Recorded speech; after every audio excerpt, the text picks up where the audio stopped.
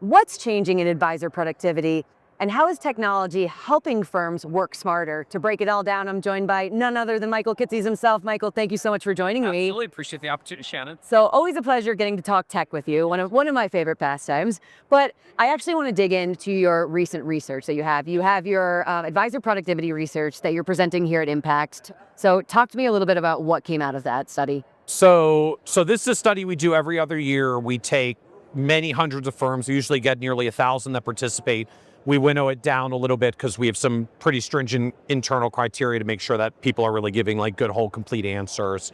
We end up with about 600 to 700 firms in the mix, and we go really deep in with them on what actually dictates productivity outcomes. And then productivity, as we measure it in this context, is revenue productivity. So if you just think of a metric like how much revenue does the firm generate, how many advisors, like lead advisors who do client things are delivering advice, we can divide total revenue by how many advisors are doing client-facing things and get a really kind of raw, pure measurement of how productive is the firm. Like at the end of the day, how good is the firm at turning service people doing things into revenue that clients pay for? And we like that measure because it's kind of agnostic to, I don't care whether you're AUM or commissions or planning fees. I don't care whether you work with a small number of big clients or a big number of small clients. At the end of the day, we do things, clients pay for it. We've all got the same number of hours in the day, week, month, year. And so it becomes a really pure way to evaluate, all right, at the end of the day, what is actually associated with the advisors that have higher productivity. So as we go through that analysis, we find there's really 3 or 4 core drivers that dictate productivity outcomes. The number one by far and away that is sort of the biggest lever to pull is having a team, is having people to delegate things to. Ironically, even including the context of tech, it's great when tech expedites something and makes it faster. It's better when you just literally don't have to do it because you can delegate it to someone else. And what we find is that even the most tech-savvy, hyper-efficient, I use all the wonderful tech around me to make myself productive advisors cap out at income that is 1/3 of advisors who build teams around themselves instead. So the team is literally 3x the productivity lift over tech. Because again, delegating way better than expediting with tech at the end of the day. And yes, if you have your team use tech, then maybe you don't need quite as many team members. It does still show up in the firm in the aggregate. That's but it's for all the folks that are deathly afraid of things like AI taking their jobs. So correct. Correct. What we find is at the end of the day, it's great when the tech expedites things, but if you're faster with tech, you still have to do it. When you delegate it, you don't have to do it. And so there's way more leverage that comes with team than tech, and particularly when you get the right team structure beneath you, which is not lots of like lead advisors you share clients with and then have to manage. It's associate advisors and admin staff who leverage you up. And we find peak productivity actually comes with relatively simple, what we call 1+2 teams. 1 lead advisor at the top, 2 support team, like an associate advisor and an admin who are dedicated to work with that advisor and that client base. The next big driver that we find beyond team dynamics is working with clients who can afford to pay you what you're actually worth. Seems like a simple concept. Yeah, I mean, it's a hard thing. Look, we get into this as a service profession. I want to serve and help all the people that I meet and can provide financial advice to. And yes, I would love to see financial planning expand to more folks. But the math at the end of the day is very simple. Like if you work with people who have enough financial wherewithal to pay $500 an hour for service, they pay more than people who can only afford to pay $300 an hour. Then $500 an hour clients are not as remunerative as $1,000 an hour clients. So some of us talk about how, hey, I'm trying to make myself more productive as an advisor by building a team, delegating tasks. Like don't do $50 an hour work. You can delegate, do multi-$100 an hour work. It's like, yes, but when you work with clients who are more affluent, who can just write bigger checks, granted, most of us don't usually charge by the hour. We're on AUM or other models. But if I take the total amount of AUM fees you earn and I divide by how many hours you do client work, I can figure out what your average hourly rate is. And it turns out higher net worth clients pay higher hourly rates.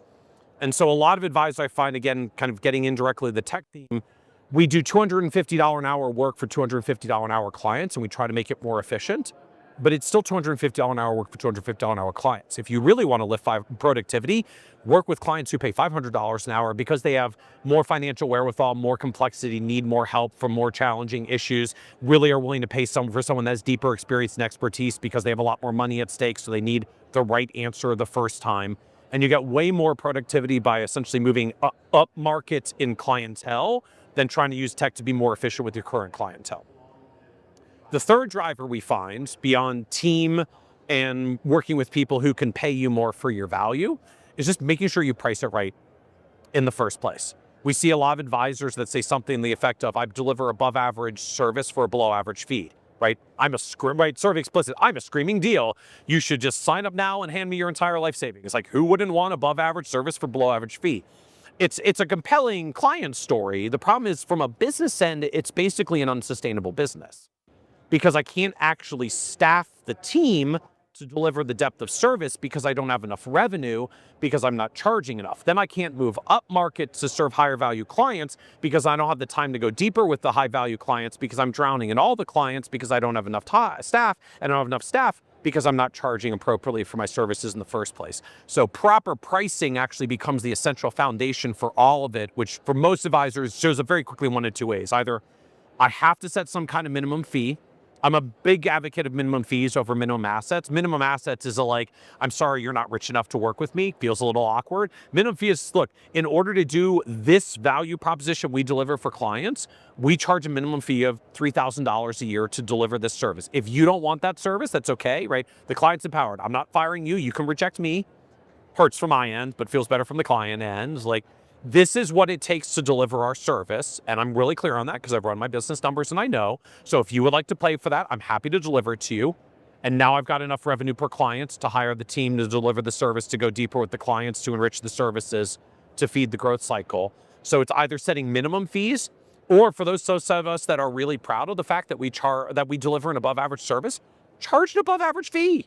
Right? If I want above average service at a Four Seasons, they don't charge me Holiday Inn rates. They charge me Four Seasons rates. It's a lot more expensive. Well, is there a lot of hesitation around it though? Like with advisors it's saying, scary when organic growth is hard to because we're still hovering the 2 to 4%, and so it's probably scary to say, well, I'm going to have to charge more, but you should just lead with that, like you said. But then the trap that you get stuck in is, well, I'm going to charge a little less because it's scary to charge more, but then I can't actually deliver more value because I can't afford the team to go deeper on the services. Then I actually can't win better clients because my service offering isn't actually as deep as maybe I would like it to be, because I'm drowning and having too many clients to make the revenue add up because I can't charge fair value for the clients that I want to serve. Then I can actually deliver the service deep down that I'd really like to, unless I work 55 to 65 hours a week, and then I burn out in my practice. I don't help anyone the long run. And so it's a tough trap to me that we get caught in, that if I don't set the pricing right in the first place, I can't hire the team. If I can't hire the team, I can't bring the depth. If I can't bring the depth, I can't actually deliver the level of service that I want. And so we can sort of aspire our way to being deeper, but it starts with fixing the fundamentals. Clear minimums so that I cover what it takes to deliver the service. Above average pricing if I'm really delivering an above average service model.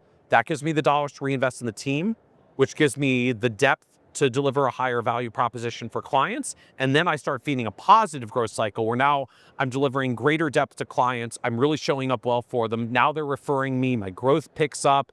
I'm getting referred to people who also can afford my services. So the pricing is right and I can hire more team. And now the flywheel starts to flow positively for you. So it's interesting because the top 3 drivers, technology is not mentioned in there at all.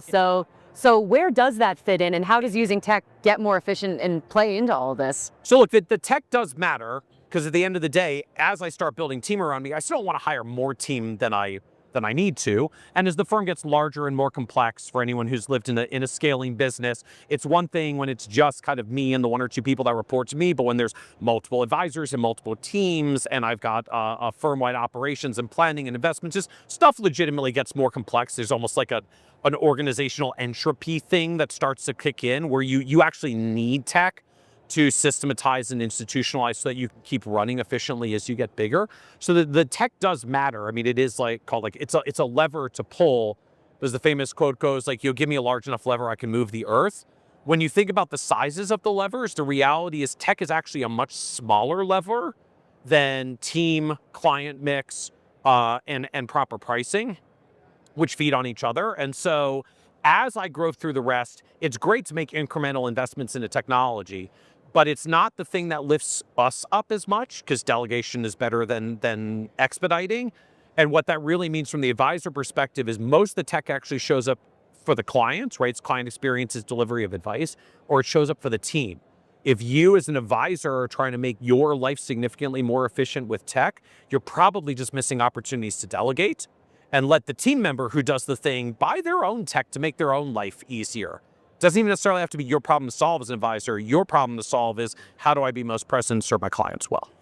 All right. Well, Michael, getting to talk to you and getting under the hood around productivity, this is an incredible topic to discuss, because I think it's probably a bit of a mindset shift for folks too, to actually have to lead with that, because we talk tech so much now that's saying, and I think it was you that actually said, AI, sure, it's great, but at the end of the day, it just expedites. And okay, great, but what is that going to do for your business at the end of the day? Doing your task fast is better than doing it slow. Not needing to do it at all is still better. Right. So is even better. And not having task switching and just having multiple things I need to catch up on. And otherwise, when you expedite, it actually gets worse when you add clients. Like, well, now I have to do the faster thing more times because I'm adding more clients. So like I don't feel like I'm gaining ground. Delegation actually gains ground and gives the lift. That's why we find just the most productive advisors with team, literally 3x the most productive advisors with tech alone. Well, incredible insights. Where can folks actually learn more and find the study? So Kitces.com is our platform overall. If you go to Kitces.com/productivity, we have our whole productivity study with all the gory details. There's about 100 pages of charts and graphs and very, very detailed information. So light reading for those of us that really like to nerd out on it. But the highlights is team client mix, sort of affluence of clients, and pricing are really the big levers in your business. Tech matters, but it's very secondary to those. Well, Michael, it's always a pleasure getting to talk to you. Tons of takeaways from this conversation. Can't wait for folks to hear it. Thank you. Thank you. For wealthmanagement.com, I'm Shannon Rosic.